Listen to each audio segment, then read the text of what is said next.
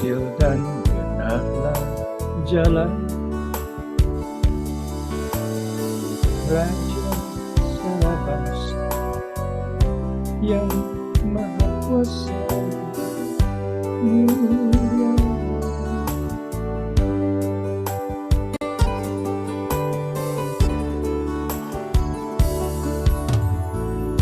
Bersabda ajaib keren, adil dan adalah jalan Raja segala bangsa yang maha kuasa mulia.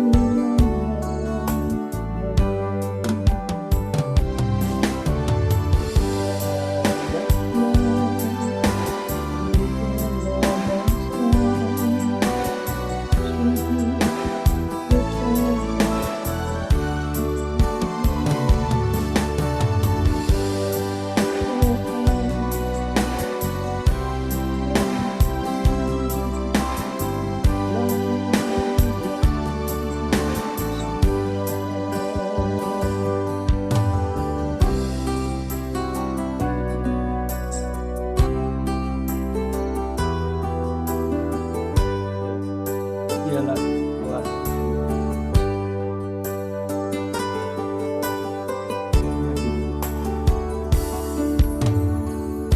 bersama ajaib yang adil jalan Raja segala bangsa yang maha kuasa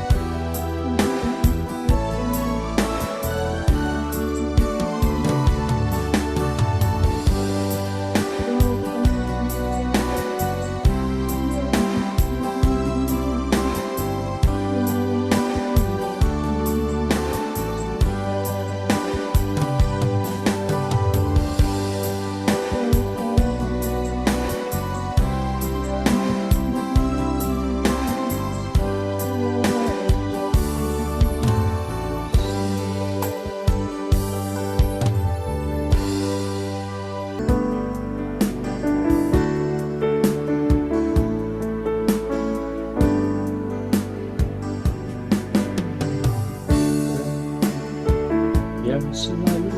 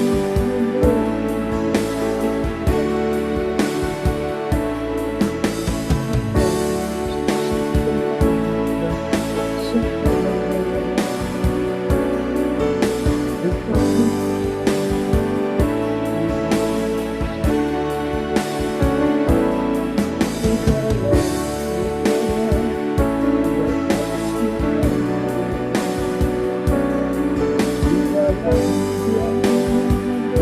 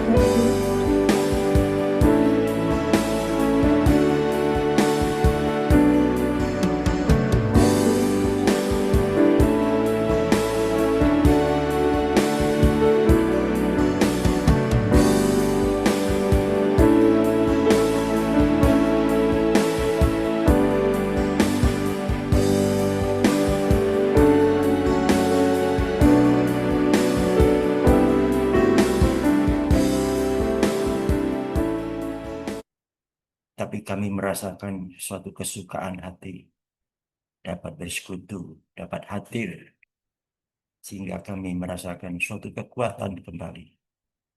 Sungguh besar kasih-Mu, sungguh besar rancangan-Mu buat kami semua yang percaya.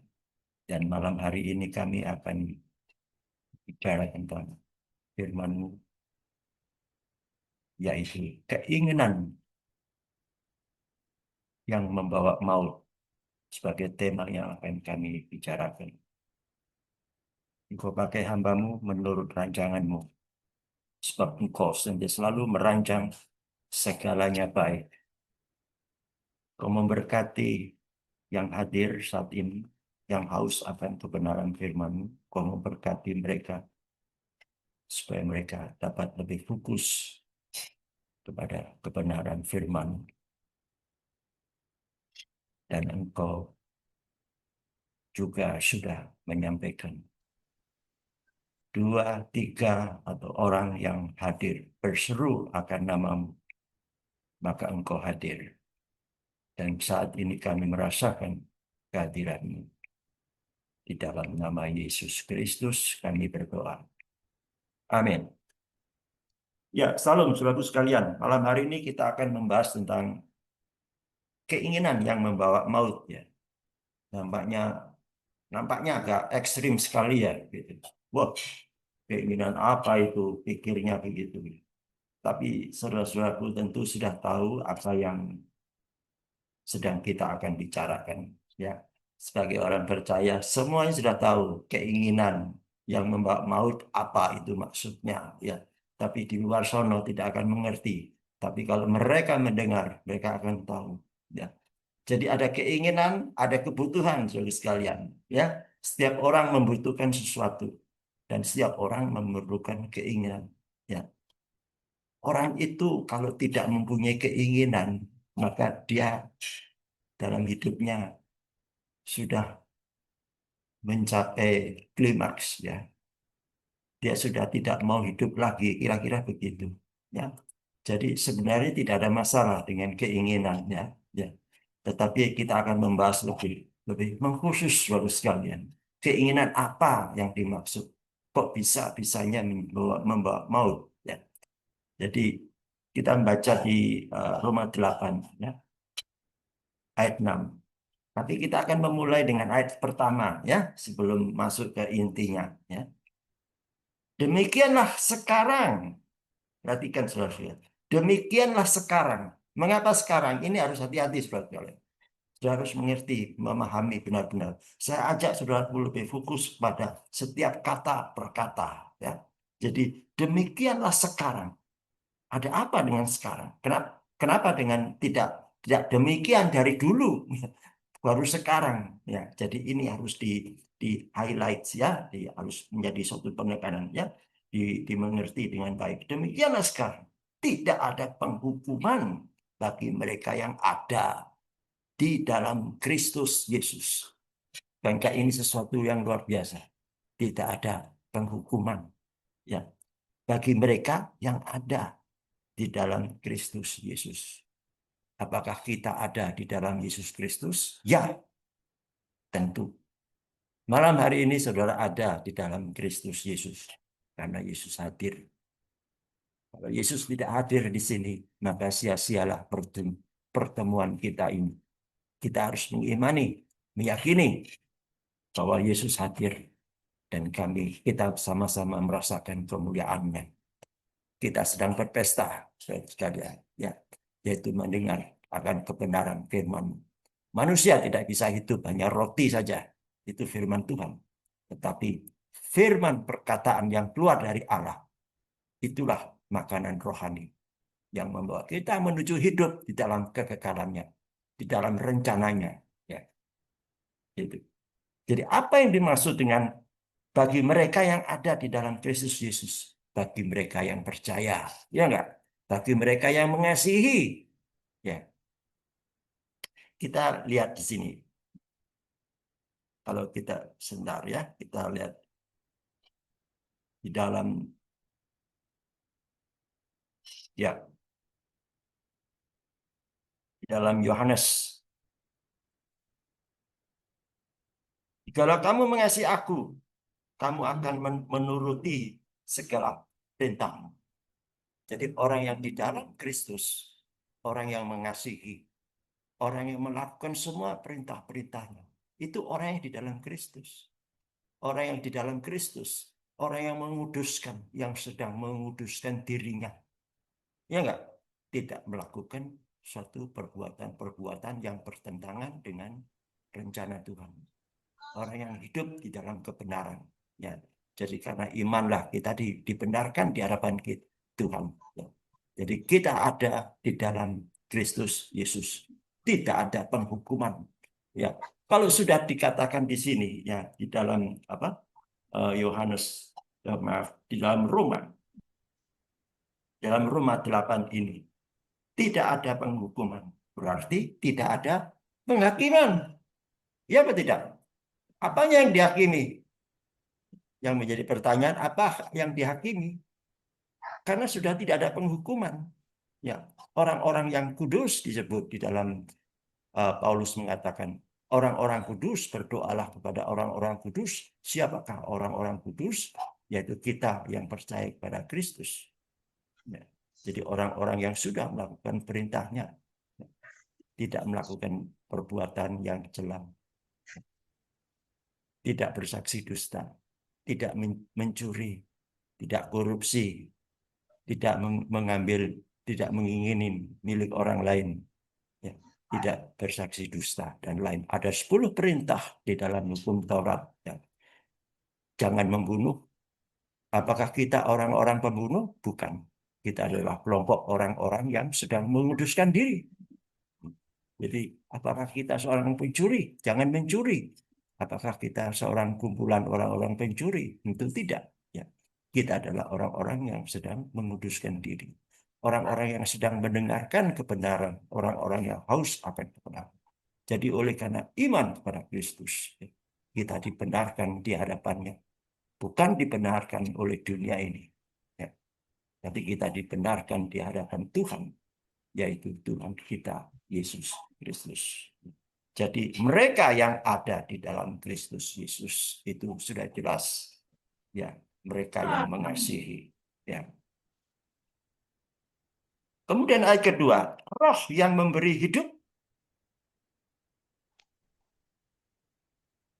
telah memerdekakan kamu.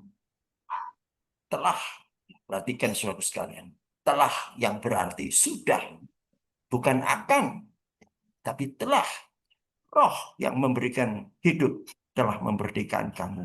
Dalam Kristus dari hukum dosa dan hukum maut. Ya. Ngeri tidak? Hukum dosa dan hukum maut. Ya. Yaitu hukum Taurat. Ya kan? Oleh hukum Taurat kita baru mengenal apa itu dosa. Ya kan? Jadi Jadi oleh hukum Taurat kita mengenal dosa. Ya. Dan kalau kita lihat di dalam Yakobus Yakobus 1 ayat 14. Tetapi tiap-tiap orang dicobai oleh keinginannya. Keinginannya sendiri. Karena ia diseret dan dipikat olehnya. Kita tidak lagi diseret, saudara sekalian. Ya, kita tidak lagi diseret dan kita tidak lagi dicobai. Amin, saudara sekalian. Berani mengatakan bahwa kita orang-orang yang tidak dicobai oleh keinginan, sebab kita memiliki Tuhan kita. Tuhan itu roh. Kita hidup di dalam keinginan roh. Ya, jadi kita tidak lagi hidup dalam keinginan daging, memuaskan keinginan dengan berdasarkan hawa nafsu. Ya, tetapi tiap orang dicobai oleh keinginannya sendiri. Banyak orang ketika dia mengalami kegagalan, dia komplain kepada Tuhan. Tuhan yang mencobai. Sabar ya, sabar. Ini cobaan dari Tuhan. Padahal Tuhan tidak pernah mencobai. Gitu. Jadi mereka sering menyalahkan Tuhan. Ya. Padahal itu oleh karena keinginan. Ya. Diseret. Ya. Dan dipikat olehnya. Oleh si jahat. Ya. Karena dunia ini sudah dikuasai oleh si jahat. Ya, gitu. Suatu sekalian, ya, kita mempunyai tauladan, ya, yaitu Yesus ketika datang sebagai manusia. Dia telah dicobai. Ya. Yesus saja dicobai, apalagi kita. Ya. Jadi Yesus menjadi suatu tauladan, menjadi suatu contoh. Ya. Jadi awal dari segala-galanya. Ya. Dia telah dicobai. Dia telah lakukan itu. Maka ini menjadi suatu contoh buat kita. Ya. Kita harus berhati-hati. Kita hidup di dalamnya. Ya. Di dalam Kristus, ada di dalam Kristus. Maka kita tidak mengalami suatu cobaan. Karena kita mengenal Kristus. Kita menerima roh. Orang yang percaya pada Kristus, ya secara otomatis dia menerima roh. Ya, itu secara otomatis. Ya, bukan menerima roh-roh dari dunia ini. Ya. Paulus mengatakan, ya, Paulus mengatakan di dalam Galatia 4 ayat 9. Kita lihat sedikit ya. Jadi ya, tetapi sekarang sesudah kamu mengenal Allah, yaitu Yesus Kristus, ya, Bapa, ya, atau lebih baik sesudah kamu dikenal Allah, bagaimanakah kamu berbalik lagi kepada roh-roh dunia yang lemah dan miskin? Saudara sekalian, ya, pernahkah saudara membayangkan, ya, ketika kita jatuh di dalam kegagalan, kita akhirnya kembali, ya, kembali kepada roh-roh dunia yang lemah dan miskin dan mau mulai memperhambakan diri lagi kepadanya. Ya, jadi kita tidaklah demikian. Ya, jadi ingat saudara sekalian bahwa ada banyak roh, tetapi hanya ada satu roh. Ya, hanya ada satu roh. Ya, yaitu Roh Kristus. Ya, Dia sendiri yang berinisiatif. Ya, aku akan kirim seorang penolong, yaitu adalah Roh Kudus yang tinggal di dalam hati kita. Ya.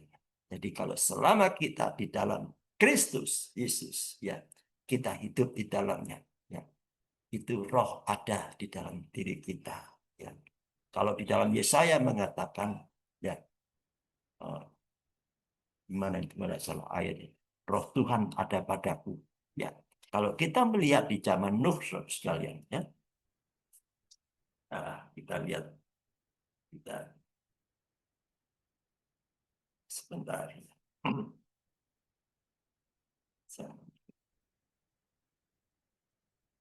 Kejadian 6 ayat 3, saudara sekalian. Nah, ini kita bicara khusus mengenai roh, ya. Kejadian 6:3. Berfirmanlah Tuhan, roh rohku tidak akan selama-lamanya tinggal di dalam manusia. Karena manusia itu adalah daging. Ya. Tetapi karena manusia itu adalah daging, tetapi umurnya akan 120 tahun saja. Apakah benar umurnya 120 tahun saja? Bukan itu yang dimaksud, ya. Jadi yang dimaksud 120 tahun saja umur manusia itu pada saat itu, ya, pada saat itu, ya. Karena ya bahtera itu akan selesai, ya, setelah itu. Jadi manusia itu akan habis, ya. Jadi waktu waktu Nuh berbicara, waktu Allah menyampaikan itu, ya, untuk membuat suatu bahtera untuk manusia diselamatkan itu, bahtera itu selesai, ya, kira-kira pada saat itu 120 tahun. Maka umur manusia, ya, dikatakan sampai 120 tahun saja, ya. Jadi yang hidup hanya 8 orang, ya, gitu. Jadi itulah yang dimaksud, rohku tidak akan selama-lamanya tinggal di dalam manusia karena manusia itu adalah daging, ya. Tidak dikatakan manusia ini jahat, ya, tetapi manusia itulah daging. Itulah sebabnya, ya, kita berbicara tentang keinginan yang membawa maut, yang adalah keinginan daging, yaitu bukan kebutuhan yang dicari, tapi keinginan, ya, itu, ya. Jadi kita boleh, saudara sekalian, ya, memiliki suatu keinginan, ya. Jadi apa sih sebenarnya hidup ini? Itu yang menjadi pertanyaan. Hidup ini ya hanyalah bagi orang percaya, oh, memuliakan Tuhan itu benar dan tepat sekali, ya. Hidup ini menyenangkan hati Tuhan, benar sekali, ya, dan itu tepat sekali dan itu baik, ya.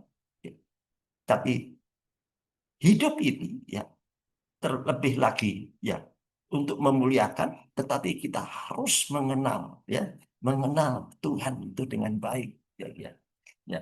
Jadi bagaimana kalau kita hanya memuliakan memuliakan, tetapi kita sebenarnya tidak mengenal Tuhan yang kita sembah itu, gitu. Makanya, ya, kita menyembah Dia di dalam roh dan kebenaran, ya, saudara sekalian. Harus, ya, menyembah di dalam roh, bukan dari keinginan sendiri. Kalau keinginan sendiri, keinginan dagingnya, hari ini dia menyembah, mungkin besok dia tidak menyembah lagi, ya. Jadi dia hanya berdasarkan keinginan. Kalau lagi nggak enak, lagi apa, lagi mood, dia tidak akan mau menyembah lagi. Itulah salah satu keinginan, eh, masih mereka hidup di dalam daging, ya. Jadi kita kembali ke ayat 2, ya. Eh, Roh yang memberi hidup telah memerdekakan kamu, ya, dalam Kristus dari hukum dosa dan hukum maut. Ya. Kita lanjut. Sebab apa yang tidak mungkin dilakukan hukum Taurat karena tak berdaya oleh daging telah dilakukan oleh Allah. Bagus sekalian, perhatikan. Tidak mungkin dilakukan hukum Taurat karena tak berdaya. Kita ini tak berdaya. Kita ini daging. Tidak mungkin melakukan hukum Taurat yang jumlahnya ada 613. Ya. Sebab satu dilanggar, maka kita dianggap gagal. Satu saja, satu ion, satu titik saja dikatakan Alkitab. Kita gagal, ya, melakukan itu. Semuanya itu gagal. Seorang pemuda yang kaya raya, dia kembali meninggalkan Yesus dengan hati yang lemah, ya, letih, lesu, ya. Pada mulanya dia datang dengan penuh semangat, dia berlari, ya, kira-kira begitu, ya, bahasanya. Lari kencang, penuh semangat, ya. Tetapi ketika Yesus dan mengatakan, aku sudah, ini pemuda kaya ini mengatakan, aku sudah melakukan semua, semua apa yang menjadi perintah. Aku sudah memberikan segala-galanya. Tapi ketika Yesus mengatakan, jualah barang yang kamu punya itu dan berikan kepada orang yang memerlukan. Langsung plek, lemes sekalian. Jadi dia masih hidup dalam kedagingan. Ya, walaupun dia tahu semua hukum-hukum, semua dia lakukan itu melebihi daripada orang lain, kira-kira begitu ya. Tetapi kita mendengar ucapan Yesus, jualah, berikan kepada orang-orang lain. Jadi dia takut hidup dalam kemiskinan. Itu salah satu contoh. Jadi hukum Taurat ini tidak mungkin dilakukan, ya, karena begitu banyak, begitu berat, ya. Semakin keinginan itu bertambah, semakin dosa itu makin bertambah-tambah, ya. Jadi ini suatu beban, ya. Tetapi inilah yang dihadapkan, ya, apa yang sedang dihadapi oleh orang-orang Israel di zaman itu, ya. Jadi sebab apa yang tidak mungkin dilakukan hukum Taurat? Karena tak berdaya oleh daging. Telah dilakukan oleh Allah. Wow, telah dilakukan Allah. Caranya bagaimana? Dengan jalan mengutus anaknya sendiri dalam daging. Anaknya sendiri dalam daging. Yang serupa dengan daging. Yang dikuasai dosa. Ya. Padahal anak itu tidak takluk, ya. Ya, tidak takluk apa dalam arti dia tidak mengenal dosa, ya. Tapi di sini katakan serupa dengan daging, ya, yang dikuasai oleh dosa. Karena dosa, ia telah menjatuhkan hukuman atas dosa di dalam daging, ya. Jadi Kristus, ya, di sini, ya, Kristus Yesus telah mengambil, ya, daging yang lemah untuk dirinya, ya, daging yang lemah yang ada di dalam diri manusia, manusia yang percaya, ya, diambilnya, dia pikul, ya, sehingga dia menyerahkan nyawanya, ya, menyerahkan nyawanya dalam arti mati, ya. Jadi dia mati karena menyerahkan nyawanya, ya, demi, ya, umatnya, ya. Jadi setelah dengan jalan mengutus anaknya sendiri dalam daging. Jadi itulah sebabnya Yohanes 1 ayat 1, ya, firman itu menjadi manusia, menjadi daging, ya, dalam daging yang serupa, ya, dengan daging yang dikuasai dosa. Jadi inilah suatu karya yang luar biasa. Supaya tuntutan hukum Taurat digenapi, ya, disempurnakan, ya, dipenuhi. Ya. Ini mereka menuntut, ya, supaya tuntutan hukum Taurat digenapi di dalam kita yang tidak hidup, ya, menurut daging, tapi menurut roh, ya. Sebab mereka yang hidup menurut daging memikirkan hal-hal yang dari daging, mereka yang hidup menurut roh memikirkan hal-hal yang dari roh. Karena keinginan daging adalah maut. Ya. Jadi ini yang tema yang sedang kita bahas. Keinginan daging adalah maut, tetapi keinginan roh, ya, adalah hidup dan damai sejahtera. Ya. Sebab keinginan daging adalah perseteruan. Perhatikan saudara sekalian. Keinginan daging adalah perseteruan. Ya. Apa itu perseteruan? Perselisihan, bertentangan, ya, terhadap Allah. Jadi saya hanya sifatnya di sini untuk mengingatkan kembali, ya, supaya kita selalu tetap sadar diri, ya, karena kita memang harus mengulang dan mengulang terus, ya, sering, ya, diulang, disampaikan, ya. Kita baru sudah mendengar khotbah sebelumnya, ya, pada saat engkau berbaring, pada saat engkau dalam perjalanan, pada saat engkau bagaimana, ya. Jadi ajarlah mereka, ya, terus berulang-ulang yang ada di dalam kitab ulangan itu, ya. Mereka yang hidup dalam daging tidak mungkin berkenan kepada Allah, ya. Jadi jelas, ya, tidak mungkin sebab ada suatu perselisihan, ya. Maukah kita melakukan itu, ya? tentu ya kita akan hidup di dalam rohnya. Karena ia tidak takluk kepada hukum Allah, hal ini memang tidak mungkin baginya. Ya. Tetapi kamu, ayat 9, tetapi kamu tidak hidup dalam daging, melainkan dalam roh. Ya. Jika memang roh Allah diam di dalam kamu, tetapi jika orang tidak memiliki roh Kristus, ia bukan milik Kristus.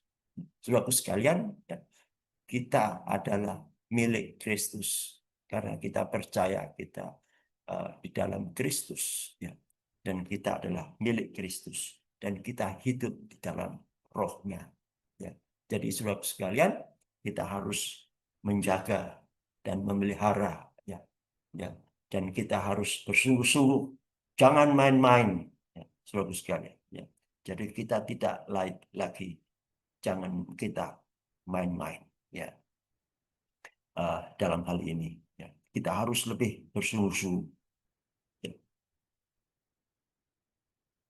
Jadi keinginan itu, saudara sekalian, itu tidak salah, ya. Jadi jangan langsung berpikir, wah kita berhenti dah, ya. Kita kan masih di dunia, gitu. Kita kan masih banyak keinginan, gitu. Ya, silahkan. Ya. Keinginan memang harus dalam hidup ini harus ada keinginan. Tetapi kita harus menyadari ini keinginan ini menjadi bagian daripada kebutuhan atau tidak. Nah, gitu. Ya. Jadi kita hidup, saudara sekalian. Terus kemudian kita ingin mendapatkan pekerjaan, ya. Ingin mendapatkan pekerjaan. Itu baik, ya. Sebab di dalam dari Paulus mengatakan kalau kamu apa ada ayatnya itu. Kalau kamu tidak bekerja, kamu jangan makan gitu. Ada ayat begitu. Itu ucapan Paulus. Ya enggak? Jadi kita harus bekerja. Kita tidak boleh menjadi beban bagi orang lain. Ya. Walaupun ya memang kalau kita sudah lanjut usia ya mungkin kita tidak bisa bekerja, Saudara sekalian. Ya, tetapi yang dimaksud di sini orang-orang yang masih muda. Ada banyak orang-orang yang muda yang masih seger, ya, masih kuat, ya, fisik. Dia malas bekerja, saudara sekalian. Ya, dia tidak mau bekerja. Dan ini bagi orang tua merupakan suatu masalah, ya enggak? Ya, dia maunya enak-enakan saja. Itu. Dia mau enak-enakan saja. Dan dia akan menjadi beban bagi orang tuanya. Kita banyak ya jumpai hal-hal seperti ini. Jadi keinginan harus bekerja. Ini perintah Tuhan, ya. Ini Tuhan. Ini hal-hal yang bagus. Ini yang rohani. Saya katakan ini. Berkeinginan untuk menikah, ya enggak? Itu juga hal-hal yang bagus, ya. Jadi memang harus menikah karena ada hukumnya, ya. Betul enggak? Beranak cuculah kamu, ya enggak? Bertambah banyak dan mengisi bumi ini, ya gitu.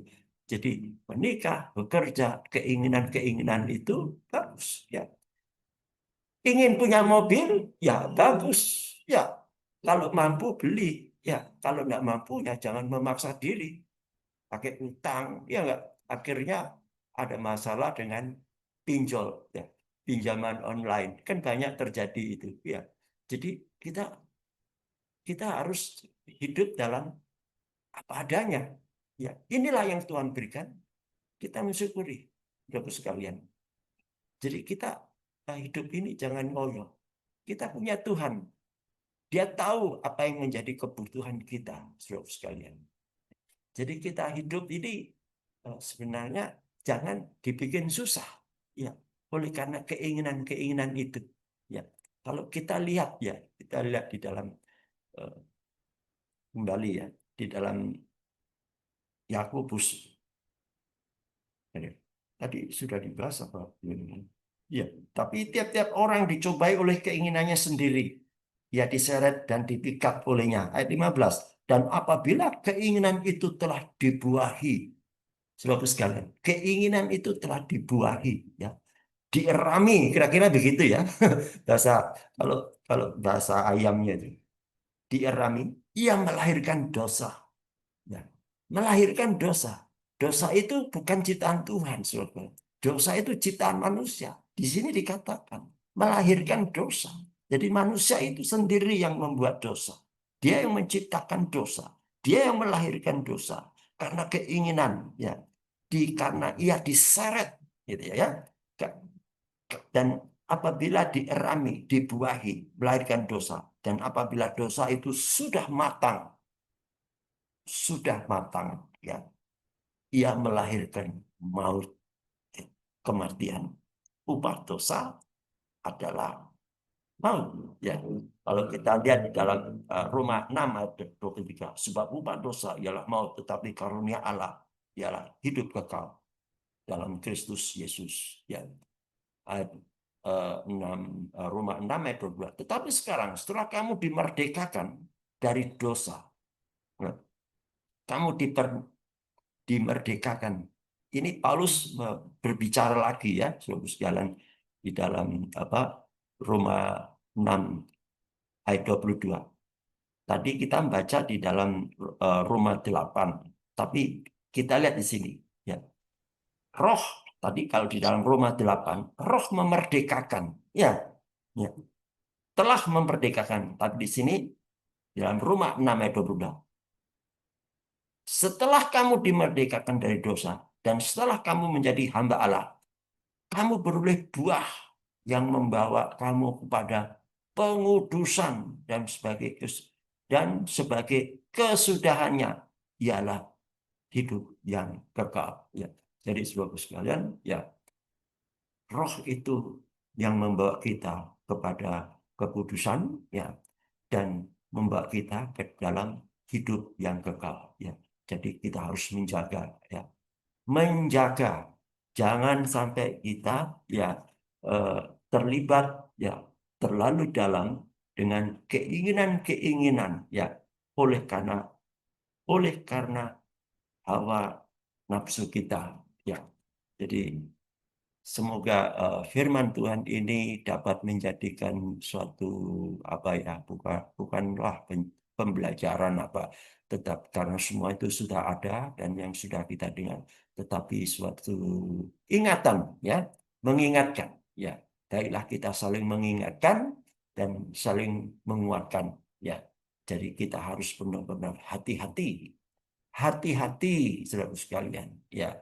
Kita sudah punya, umpamanya sudah punya mobil, ya, masih belum puas, saudara sekalian. Itu salah satu contohnya lagi, ya. Udah punya mobil, masih belum puas dengan mobilnya. Masih ingin yang gitu, yang bisa begini-begini gitu. Akhirnya sudah dapat, masih belum puas. Itulah, ya, sesuatu hal itulah, ya, keinginan-keinginan semacam itulah, ya, kita akan menjadi mendua hati. Ya enggak? Tuhan tidak mau. Sebab Allah itu adalah Allah yang cemburu. Ya. Jadi malam hari ini saya sudah cukup, ya, apa yang sedikit yang bisa saya sampaikan, kiranya dapat menjadi renungan kita bersama. Ya. Eh, Mari kita berdoa. Yesus Kristus, Tuhan dan Allah kami. Terima kasih buat waktu kembali untuk kami dapat menyampaikan kebenaran apa yang telah didengar, apa yang telah disampaikan, telah kami sampaikan, supaya sungguh-sungguh menjadi suatu peringatan bagi mereka, ya, menjadi suatu renungan bagi mereka, ya. Sebab kami percaya bahwa firman-Mu itu hidup, firman-Mu itu membawa kami menuju di dalam kekekalan-Mu. Terima kasih Tuhan, Engkau memberkati hamba-hamba-Mu yang hadir malam hari ini. Semuanya di dalam kuasa-Mu, pemeliharaan-Mu, dalam segala pergumulan mereka, dalam segala rencana mereka, dalam segala aktivitas mereka. Bahkan yang sakit Engkau memberikan kesembuhan. Dan Engkau Tuhan kami yang setia, yang senantiasa selalu turut bekerja dalam segala hal untuk mendatangkan segala kebaikan. Kami percaya itu. Dan itu melekat di dalam hati kami.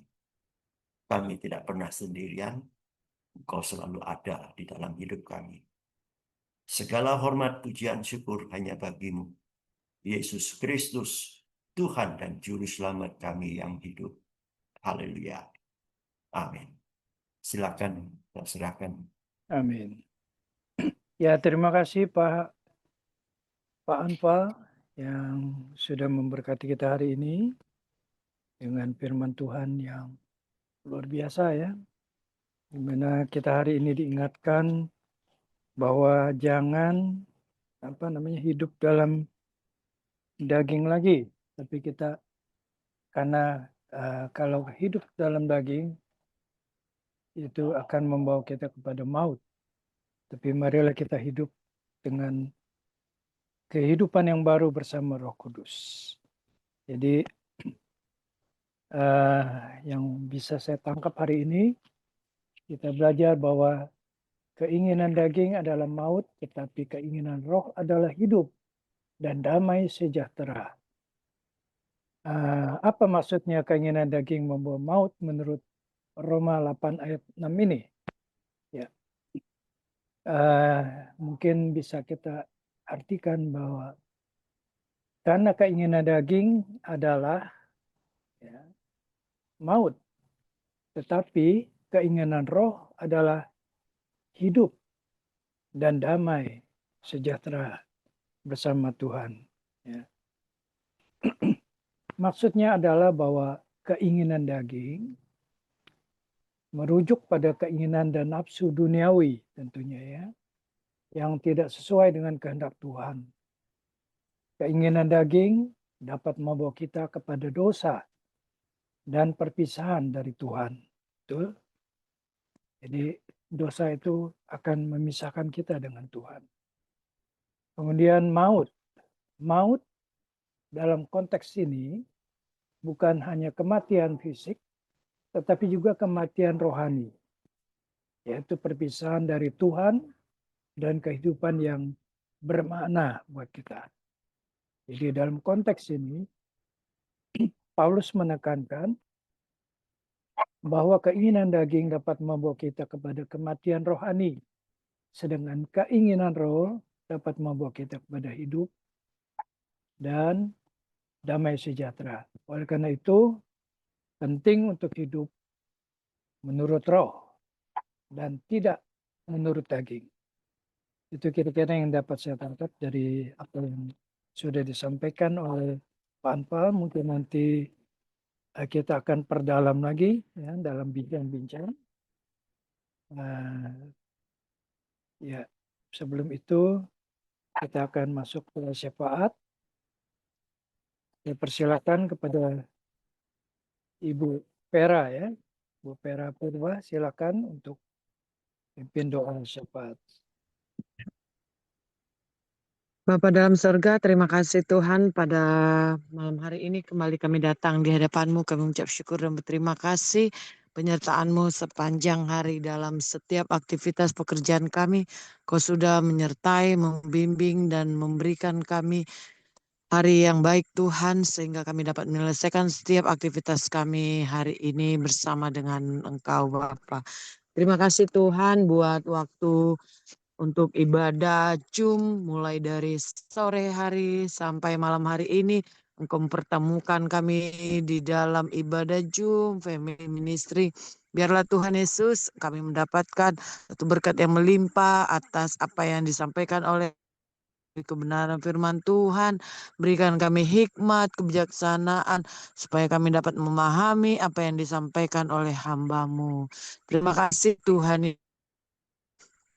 Saat ini Tuhan kami mau membawa setiap pokok doa kami kepadamu Tuhan. Teringat Tuhan Yesus buat bangsa negara kami yang pada saat ini Tuhan mengalami berbagai masalah. Biarlah Tuhan Engkau hadir di tengah-tengah bangsa kami. Engkau memimpin Tuhan Yesus. Mulai dari pemimpin yang teratas, mulai dari Bapak Presiden, Wakil, begitu juga dengan jajarannya sampai ke pelosok-pelosok, apapun jabatan mereka Tuhan, biarlah mereka mempunyai hati yang takut akan Engkau Bapa. Terima kasih Tuhan, berikan roh roh yang menyala untuk melayani Engkau Tuhan di dalam setiap pekerjaan mereka, supaya apa yang mereka kerjakan Tuhan, mereka benar-benar melakukannya untuk Tuhan melalui kesejahteraan yang diberikan kepada masyarakat. Terima kasih Tuhan. Kami berdoa juga Yesus untuk family ministry, mulai dari kepengurusan sebagai ketua, wakil ketua, bendahara, sekretaris, maupun yang ikut ambil bagian dalam ini. Biarlah Tuhan turut campur tangan di dalam setiap perencanaan, dalam setiap kegiatan family ministry. Biarlah melalui Zoom ini Tuhan, banyak jiwa yang dibawa di hadapan-Mu Bapa, dan banyak lagi Tuhan tempat pelayanan yang dapat dijangkau melalui kepengurusan ini Tuhan. Terima kasih Bapak, terima kasih. Tuhan juga berdoa buat setiap anak-anak yang terlantar, setiap anak yatim piatu, dimanapun mereka berada pada saat ini. Tuhan turut campur tangan untuk menghibur mereka, melawat mereka, dan mengirimkan hamba-hamba-Mu Tuhan, anak-anak Tuhan menolong surga. Terima kasih Tuhan, kami berdoa buat setiap pelayanan hamba-hamba Tuhan di seluruh negeri Indonesia ini. Biarlah Tuhan turut campur tangan Tuhan. Pujilah Engkau Bapa. Kami menyerahkan setiap pelayanan dimanapun kami berada. Tuhan, jadikan kami menjadi saluran berkat bagi banyak orang Bapa. Apa yang kami lakukan, kami melakukannya dengan hati yang tulus. Kami melakukannya seperti kami memberikan terbaik untuk kemuliaan nama Tuhan. Terima kasih Bapak buat setiap ekonomi kami masing-masing, pekerjaan kami, usaha yang biar Tuhan turut campur tangan, memberkati, memberikan kami kekuatan untuk kami dapat menyelesaikan setiap pekerjaan kami Tuhan. Apapun yang kami kerjakan melalui tangan Tuhan yang penuh kuasa memberkati kami menjadi berhasil. Terpujilah Engkau Bapa, berkati setiap peserta Zoom, bagi hamba-Mu yang sudah menyampaikan kebenaran firman Tuhan. Tuhan turut campur tangan dalam pelayanan, kasih pelayanan yang dia lakukan Tuhan.